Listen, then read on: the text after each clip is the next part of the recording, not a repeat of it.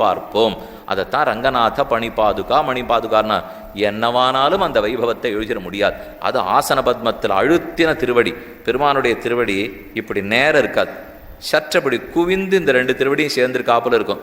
நல்ல தேர்ந்த நாட்டியக்காரா இருக்கா பாருங்க, அவள்லாம் நல்லா பதிச்சு காலை வைக்கவே மாட்டான், சற்றப்படி உயர்ந்த நிலையில் இருக்கும், எப்பவும் ஆட தயார். இந்த ஓரொரு திருக்கோலம் ஓரொரு இடத்துலையும் ஓரொரு குணம் வெளிப்படும்.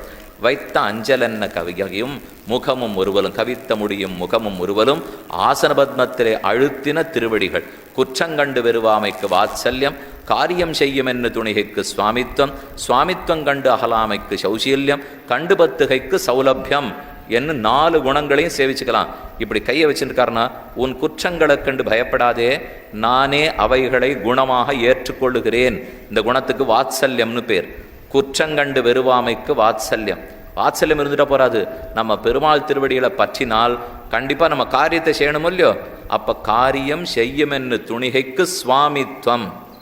நான் சுவாமியாச்சே, உலகத்துக்கே நாயகன், அதனால் கண்டிப்பாக உன் காரியத்தை பண்ணுவேன். நாயகன் உலகத்துக்கே நாயகன்னு சொன்ன பயம் வந்துருச்சு. அதனால் நம்ம முன் வச்ச காலை பின்னாடி வைக்க பார்த்தோம். பெருமாள் சொன்னார், வேண்டாம் வேண்டாம், குற்றங்கண்டு வருவாமைக்கு வாத்சல்யம், காரியம் செய்யும் என்று துணைக்கு சுவாமித்வம், சுவாமித்வம் கண்டு அகலாமைக்கு சௌசீல்யம். அதுக்கு தான் சிரிக்கிறாராம்.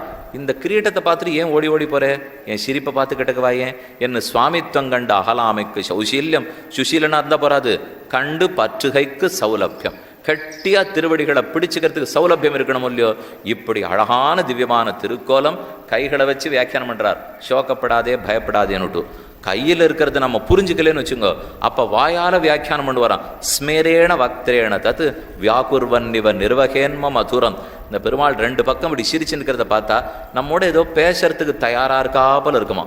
சம்பாஷமானம் இவ சர்வசம்பதேன மந்தஸ்மிதேன மதுரேணச்ச வீக்ஷணேன. மந்தமான ஸ்மிதம், மதுரமான வீக்ஷணம், இதோடத்தான் கடைசியில் கூப்பிட போறான்னார். ராமானுஜர் கத்தியத்திரயத்தினுடைய இறுதி வைகுண்ட கத்தியம் பாடினாரோ இல்லையோ, அப்போது அவலோகன தானேன கிட்டக்கு அழைத்து நன்னா தன்னுடைய அமிர்த சாகராந்தர் நிமக்னா, அமிர்த சாகரமான பெருமானுடைய வடிவடையில் குமிழ்நீர் உள்ளும்படிக்கு ஆழ்ந்து ஆழ்ந்து அனுபவிக்கிறோம். வெளியில வரவே வேண்டாம்.